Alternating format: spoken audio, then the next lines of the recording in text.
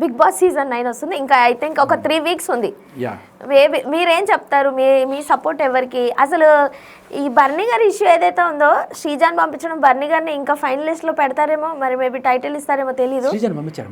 అంటే I mean second time, ఇప్పుడు కాదు, మొన్న లాస్ట్ టైమే. అప్పుడు ఇష్యూ జరిగినప్పుడు మీకు అంటే మీరు ఒకసారి వెళ్ళారు కాబట్టి ఏమనిపించింది? అండ్ దాని తర్వాత ఇప్పుడు ఆడుతున్న గేమ్ ప్రకారం ఏముందమ్మా, ఇట్స్ గేమ్, జస్ట్ గేమ్. కాకపోతే దీంట్లో ఒక ప్రెషర్ కుక్కర్ లాంటి సిచ్యువేషను. అక్కడ ఫోన్ లేకుండా, పేరెంట్స్ లేకుండా, మన వాళ్ళు ఎవరు లేకుండా, అక్కడ ఉండే వాళ్ళనే మన ఫ్రెండ్స్ చేసుకొని, అక్కడ ఉండే వాళ్ళనే మన శత్రువులను చేసుకొని, అది కూడా ఎట్లా ఉంటుందంటే వారం అంతా కలిసి ఉన్నా కూడా వారాంతం ఖచ్చితంగా శత్రువు అవ్వాల్సిందే. ఎవడో ఒకటి దాంట్లో తప్పులు ఎతకడమే బిగ్ బాస్ గేమ్. సో అలా జరుగుతుంది ప్రస్తుతం ఉన్న సిచ్యువేషన్లో. కళ్యాణ్ కాస్త బాగా ఫేర్గా అనిపిస్తున్నాడు మనకి, సుమన్ శెట్టి కూడా బాగా అనిపిస్తున్నాడు, అండ్ తనుజ కూడా పర్లేదు బాగానే ఉంది. బట్ తనుజ బాగా బిగ్ బాస్ వాళ్ళు గట్టిగా లేపుతున్నారు అనిపిస్తుంది. ప్రోమోలలో చూసినా ఫుటేజ్ ఆవిడకే స్పేస్ ఎక్కువ ఉంటుంది. ఎక్కడ అసలు ఇలాంటి నిజంగానే ఏంటి సార్? ఇక్కడ కూడా అన్యాయాన్ని ప్రశ్నించాలనే కోణంలో నాకు ఒకటి అనిపిస్తుంది. బిగ్ బాస్కి మనం డిమాండ్ చేస్తున్నది ఏంటంటే అందరికీ ఈక్వల్ ఫుటేజ్. ఒకళ్ళు పర్టికులర్గా నువ్వు హైలైట్ చేసుకుంటే ఒక పార్షియాలిటీ అనుకుంటారు. ఎందుకంటే ఆ అమ్మాయి అన్నపూర్ణ స్టూడియోలో లేకపోతే మీ స్టార్ మా బ్యాచ్ అనో మీరు అదే పనిగా చూపిస్తున్నారు, మిగతా వాళ్ళని తొక్కేస్తున్నారు అనే ఫీలింగ్ ఎవ్రీ ఇయర్ ఇదే జరుగుతుంది సార్. స్టార్ మా వాళ్ళని స్టార్ మా వాళ్ళు వెనకేసుకొచ్చుకుంటున్నారు. అది కనిపిస్తున్న నిజం. ఇది ఈ నిందక పోవడం కోసమైనా సరే మీరు ప్రతి ఒక్కరికి ఈక్వల్ స్పేస్ ఇవ్వాలి. పోని నేనేమన్నా దాన్ని ఏమంటారు, చారిటీ చేస్తున్నానా, టీఆర్పీ కోసమే కదా చేస్తున్నాను, ఏది టీఆర్పీ వస్తే అదే వేసుకుంటా, అది నా ఇష్టం అని చెప్పి నువ్వు అన్నా కూడా ఇక్కడ జనాలందరూ కూడా పిచ్చోళ్ళ నీకు ఓట్లు వేస్తున్నారు, ఇన్ని చేస్తున్నారు వాళ్ళ టైం అనుకొని. కాబట్టి జనాల మాట కూడా వినాల్సిన బాధ్యత బిగ్ బాస్కి ఉంది. ఎందుకంటే ఆ జనాలు చూడకపోతే నువ్వు ఎక్కడ, ఇంత టీఆర్పీలు వచ్చాయి కాబట్టి నువ్వు ఈ స్టేజ్లో ఉన్నావు. ఇప్పుడు జనాల మాట ఏంటంటే అందరికీ, ఇప్పుడు ప్రతి ఒక్కరికి ఫ్యాన్స్ ఉంటారు, అందరికీ ఈక్వల్ ఆపర్చునిటీ ఇవ్వాలనేది ఇంపార్టెంట్. ఇప్పుడు గేమ్స్లో కావచ్చు, టాస్క్లు అండ్ అలాగే ఫుటేజ్, ఈ మూడిట్లో కూడా ఈక్వల్గా ఇవ్వాలి. పోని ఆ 1 అవర్ నువ్వు ఏదైతే వారాంతం వేస్తావో అది కూడా పక్కన పెట్టేస్తే 24/7లో కూడా అందరివి రావు. నేనేమంటానంటే అలా 14 మంది కంటెస్ట్ ఉంటే 14 మందికి 14 ఛానల్స్ పెట్టు. టీవీ ఛానల్స్ కాదు, యూట్యూబ్ ఛానల్స్ పెట్టు. అది ఎంతసేపు ఫుటేజ్ అంతా మీ దగ్గరే ఉంది కదా, అది తీసుకొచ్చి వాళ్ళని ఫాలో అని కొట్టారనుకోండి, మొత్తం ఒకరిది వస్తుంది ఒక రోజుకి. అది ఆ నెక్స్ట్ డే బూతులు గీతలన్నీ తీసేసి అన్న ఉంటే తీసేసి నీట్గా పెట్టేయండి. ప్రతి ఒక్కరిది పెట్టండి. ఇప్పుడు వాళ్ళ ఫ్యాన్స్ ఎవరైతే చూసుకుంటారో దాంట్లో ఏదైనా హైలైట్స్ ఉంటే ఖచ్చితంగా అవి మీమ్స్లో సర్క్యులేట్ అవ్వడం, అది ఖచ్చితంగా రైజ్ అవుతుంది. మీకు కూడా మంచిదే. బోల్డ్ అని వ్యూస్, బోల్డ్ అంతా కవరేజ్, ఇదంతా. అంటే ఈ యూట్యూబ్ పెడితే వాళ్ళకి అంత పెద్ద పైసలు రావు కదా సార్. హాట్ స్టార్ అయితే సబ్స్క్రిప్షన్ ఉంటుంది, టీఆర్పీ రేటింగ్ ఉంటుంది, ఎంత టైం ల్యాప్స్ లో హాట్స్టార్లో పెట్టండి, 14 ఛానల్స్ పెట్టండి, ఏమైంది, పెద్ద విషయం ఏం కాదు కదా. అంటే ఎవ్రీ వీక్ మళ్ళీ ఒక్కొక్కరిని లేపేయాలి కదా అక్కడ నుంచి. లేపిన తర్వాత 13 అవుతుంది, బట్ అదైతే ఉండాలి కదా, ఆ రికార్డ్ అయితే ఉండాలి కదా. చాలాసార్లు ఏమవుతుందంటే బిగ్ బాస్లో నుంచి బయటకు వచ్చిన వాళ్ళు, నేను ఇవన్నీ చేశాను, ఇవన్నీ రాలేదా అయ్యో అనే సిచ్యువేషన్ ఉంటుంది. That is wrong. మనకి క్లియర్ కట్గా ఇక్కడ ఒక బయాస్ చేస్తున్నాడు బిగ్ బాస్ అని మీరు ఇప్పుడు ఎట్లా అయితే అనిపించిందో అలా. ఇప్పుడు నేను ఆవిడని తప్పట్టు, తనుజ గేమ్ బ్రహ్మాండంగా ఆడుతూనే ఉండొచ్చు, కానీ బిగ్ బాస్ ఏ పనికి ఆవిడ చుట్టూ తిప్పుతుంటే ఏదో సెట్టింగ్ రా అనే డౌట్ రాకుండా ఉండడానికైనా సరే అట్లీస్ట్ సీజన్ 10లో వీళ్ళు ప్రతి ఒక్కరికి కూడా ఒక యూట్యూబ్ ఛానల్ లేకపోతే హాట్ స్టార్లోనే సరే క్రియేట్ చేసి ప్రతి ఒక్కరిది 24/7 ఫుటేజ్, లేకపోతే వాళ్ళు పడుకున్నది తీసేసి కనీసం ఒక 16 అవర్స్. రణరంగం చదరంగా ఉన్నారు కానీ అంతేం లేదు సార్. మరి మీరు ఇంత చెప్తున్నారు, అంటే ఇది ఒకటి 2 హౌజులు, ఈ ఇల్లు వాళ్ళు అని చెప్పేసి పెద్ద ప్యాచ్ చేశారు మాకు జనాలకు చూసేటోళ్ళకి, నాకు అర్థమైంది. అండ్ రీసెంట్గా సంజన గారి స్టేట్మెంట్స్ కానీ లేదంటే హౌస్లోంచి బయటకు వెళ్తానే దాని గురించి మీ వివరణ ఏమి ఇస్తారు? నాకు పెద్ద సంజన గారు ఈ సీజన్లో వచ్చుకుండా నెక్స్ట్ సీజన్లోకి వస్తే బాగుండేమో, ఎందుకంటే బిడ్డను వదిలేసి రావడం నాకు ఎందుకో మంచిగా అనిపించింది. ఇన్ని రోజులు ఉన్నారు సార్ యాక్చువల్గా, అందుకే బిడ్డ తీసుకొచ్చినప్పుడు కూడా సరిగ్గా దగ్గరికి వెళ్ళలేదన్న టాక్ అయితే వచ్చింది అక్కడ. So which is very bad కదా.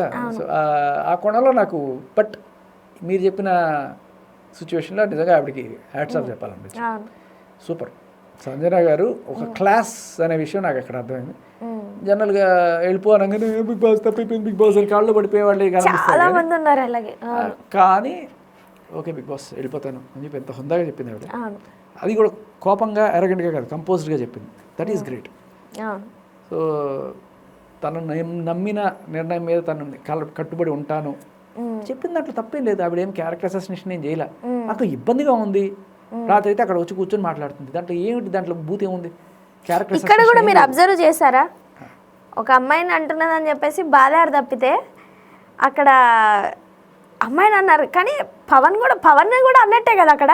కానీ ఇది ఇటు సైడ్ మళ్ళీంది, కానీ ఇది ఇటు సైడ్ మళ్ళలేదు. మగాడు కుక్కండి, మగాడు ఏమైనా అనుకోండి, క్యారెక్టర్ అనేది ఆడవాళ్ళకి ఉంటుంది. మీకు తెలుసు లేదు, మోడెస్టీ ఆఫ్ ఎ ఉమెన్ అనే చట్టం ఉంది. కానీ మగాడికి అంటే మనం అలా ట్రైన్ చేసాం, మగాడికి సెల్ఫ్ రెస్పెక్ట్, మోడెస్టీ ఇట్లాంటివి ఏమి ఉండవు. అంటే ఇక్కడ రీతుకి ఎఫెక్ట్ అయిందనే విషయం అర్థమవుతుంది. పవన్ ఇప్పుడు ఇద్దరు రెండు చేతులు, కానీ పవన్ కి ఎఫెక్ట్ అయింది అన్నట్టు ఎక్కడ ఏమేమిలో చూడలేదు, ఎక్కడ కూడా మాట్లాడలేదు. నాగార్జున గారు కూడా పవన్ క్యారెక్టర్ మీద అట్లా అసాసినేట్ చేస్తావా, వాళ్ళిద్దరు పక్కన రీతు ఏడుస్తుంది, రీతు బాధపడ్డది, రీతు నన్ను అంటున్నారు, కానీ ఆవిడతో ఉంది ఎవరు, పవనే కదా. మరి పవన్ క్యారెక్టర్ ఏంటి? క్యారెక్టర్ ఉంటుంది కదా మగాడికి. ఇక్కడ ఈ లాజిక్ తెలుసుకుంటే బాగుంటుంది సార్ అందరూ. అదేదో పాటలో రాశారు, పురుషులలో రాముడు ఉన్నాడు అని చెప్పి, అందుకనే అయిపోయింది అనమాట. సో ఫైనల్లో మీ సపోర్ట్ ఎవరికి ఇస్తారు? ప్రస్తుతానికి అయితే సుమన్ శెట్టి కానీ లేకపోతే కళ్యాణ్ కానీ వస్తే బాగుంటుంది అనుకుంటున్నాను. లాస్ట్ క్వశ్చన్ ఒకటి అడుగుతాను సార్. జనరల్గా ఓకే, ఐ మీన్ అంటే మీరు ఆల్రెడీ వెళ్ళేసి వచ్చారు కాబట్టి ఫర్దర్గా వచ్చే వాళ్ళకైనా సరే అసలు బిగ్ బాస్ అనేది అవసరం అంటారా? ఐ మీన్ వెళ్ళాలంటారా, మ్యాక్సిమం వద్దని అంటారా? దానివల్ల పెద్ద వచ్చే ఇన్కమ్ కూడా ఏముండదు అంటారు, బయటకు వచ్చాక జిఎస్టీలో అవి ఇవి కట్టని అంటారు. పోనీ ఫైనాన్షియల్గా వెళ్దామన్నా, పోనీ పబ్లిసిటీ ఫిగర్ని పెంచుకున్నా అంటే వచ్చాక ఇంకా సప్పబడిపోతున్నారు, పక్క నుంచి పోయినా ఎవడు పట్టించుకోవట్లేదు. ఈ ప్రపంచంలో సెల్ ఫోన్ సిగ్నల్ లేని ఒక ప్లేస్ మీకు కావాలి అంటే అది బిగ్ బాస్. ఓకే, ఒక అందులో మీరు వారం రోజులు ఉండండి, 10 వారాలు ఉండండి, మీరు బిగ్ బాస్కి వెళ్ళి బయటకు వస్తే మీకు మంచి జరుగుతుంది. మంచి అంటే వెయిట్ తగ్గుతారు, అనవసరమైన ఫ్యాట్ గీట్ మొత్తం తగ్గుతుంది. అలాగే సెల్ ఫోన్ లేకుండా అన్ని రోజులు ఉంటారు. అండ్ మీకు ఒక సిచ్యువేషన్ ఎలా హ్యాండిల్ చేయాలనిపిస్తుంది, మన వాళ్ళే మనకి అగ్నెస్ట్ అవుతుంటే ఎలా ఇది చేయాలనిపిస్తుంది, ఇవన్నీ కూడా యూ లెర్న్, దాంట్లో ఎటువంటి డౌట్ లేదు. సో బిగ్ బాస్ అనేది, బట్ ఈ మధ్యలో ఈ లవ్ డ్రామాలు ఇటువంటివి ఇవన్నీ కూడా పెద్ద మంచి పేరు అయితే వాటిని ఖచ్చితంగా మనం సమర్థించకూడదు. నాకు ఇక్కడ అర్థం కాని విషయం ఏంటంటే, మీరు వెళ్ళొచ్చారు కదా సార్, ఇప్పుడు ఎగ్జాంపుల్కి మీరున్నారు, మాలేసినన్ని 40 రోజులు నిష్ఠతో నియమంతో ఉంటారు. ఇప్పుడు బిగ్ బాస్ హౌస్ కూడా 3 నెలలు ఉంటారు. బయటికి వచ్చిన తర్వాత కూడా వాళ్ళు ఎలా సిచ్యువేషన్ని హ్యాండిల్ చేయాలి, లేదంటే దీన్ని ఎలా తీసుకోవాలి, అదే ట్రోమాలో ఉంటారా, తర్వాత నార్మల్ లైఫ్ లీడ్ చేస్తారు? అక్కడ నేర్చుకున్న పాఠాలు, గుణపాఠాలు అన్నీ కూడా ట్రామా అనద్దు దాన్ని. ఏమో సార్, ఏం అర్థం కాదు. బ్రెయిన్ అంటే 6th క్లాస్ నుంచి 7th క్లాస్కి వెళ్ళినట్టు మీకు ఒక స్టెప్ అప్ అవుతారు. ఓకే, అది అంటే బయట దానికి అక్కడ జరిగే దానికి మ్యాచ్ ఉంటుందని. అంటే మనం సైకాలజీస్ అర్థం చేసుకుంటాం జనాలు. ఇప్పుడు మీరు నేను ఇద్దరు మంచి ఫ్రెండ్స్గానే ఉంటాం, కానీ అక్కడ ఒకటే రొట్టె ఉంటుంది, మనం దానికోసం కొట్టుకోవాల్సి వస్తుంది. అప్పటిదాకా ఫ్రెండ్స్గా ఉన్నాం మనం, అప్పుడు దానికోసం ఏదో కథలు చెప్పాలనుకుంటే నువ్వు అట్లా ఎవరు చెడ్డవాళ్ళో చెప్పండి, ఎవరు మంచివాళ్ళో చెప్పండి, ఆ రొట్టె మంచివాళ్ళు కలుస్తుంది అంటే అప్పుడు నీలో ఉన్న చెడ్డంతా నాకు గుర్తొస్తుంది, నాలో ఉన్న చెడ్డంతా నీకు గుర్తొస్తుంది. అప్పటిదాకా మనం అసలు మంచి ఫ్రెండ్స్. సో సింపుల్ అదే జరిగేది అక్కడ. సో దీన్ని బట్టి ఏంటంటే అవసరాన్ని బట్టి అవకాశాన్ని బట్టి మనుషులు మారుతారు అనే ఒక సిద్ధాంతాన్ని మీరు అక్కడ తెలుసుకొని వస్తారు. అందులో మరీ ఇంకా చచ్చిపోయే స్టేజ్లో కూడా మారని వాళ్ళు లేదు. అంటే ఇప్పుడు ఎట్లా అంటే వాడు సముద్రంలో ప్రయాణిస్తున్నాడు, వాడు తెచ్చుకున్న ఫుడ్ అంతా అయిపోయింది, వాడు బ్రాహ్మడో లేకపోతే వెజిటేరియనో అనుకుందాం, ఇంకా ఫైనల్గా చేపలు తప్ప వాడికి వేరే ఫుడ్ ఏం లేదు, లేకపోతే చచ్చిపోతాడు. ఇప్పుడు వాడు క్యారెక్టర్ చంపుకొని చేపను తింటాడా, లేకపోతే వాడు బతకడం కోసం వాడు క్యారెక్టర్ కోసం వాడు చచ్చిపోతాడా అనే టైప్లో అక్కడ పెడతారు. అలాంటి వాడు 2 రకాలు ఉంటారు. మన వీక్నెస్లను బట్టి బిగ్ బాస్ ఆడుకుంటాడు కదా అక్కడ. అదే కదా పని, నిన్ను నీకు సరికొత్తగా పరిచయం చేసేది బిగ్ బాస్. సరికొత్తగా పిచ్చిగా అనిపిస్తుంది అమ్మో. కానీ ఎన్ని రోజులైనా బయట మనం జిమ్ చేసిన తగ్గని వాళ్ళు అందరికి వెళ్తే అదొక్కటి బెనిఫిట్ సార్, దానికోసమైనా వెళ్ళాలి. ఇది కూడా సెల్ ఫోన్ ఉండదు హ్యాపీగా. అంతకంటే పెద్ద రాక్షసి పిచ్చి అంతా చుట్టున్నప్పుడు ఎప్పుడు ఎవడేం చేస్తున్నాడు, ఎప్పుడు ఎవడి గురించి గాసిప్ కొడదాం, అవన్నీ కాంబినేషన్ టైంలో ఉంటాయి. మిగతా టైంలో జనంగా ఫ్రెండ్లీగా ఉంటాం, ఆడుకుంటాం, అవన్నీ చూపించడు మీకు మందు కన్నా విషమే బాగా పనిచేస్తుంది అనే సిద్ధాంతం. అవును, మేము నా టైంలో చాలా అసలు చక్కగా ఎప్పుడు మనం నామినేషన్లు వేసి కొట్టుకుంటాం, ఈ ఒక్కరోజు మనం అందరం కూడా అవతల వాళ్ళ మనిషిలో ఉన్న మంచితనం ఏంటి చెప్పాలి అని ఒక ప్రోగ్రామ్ పెట్టుకున్నాను. అది తీసేస్తాడు ఎడిట్లో. ఎవరికి కావాలి ఇవన్నీ? ఎగ్జాక్ట్లీ.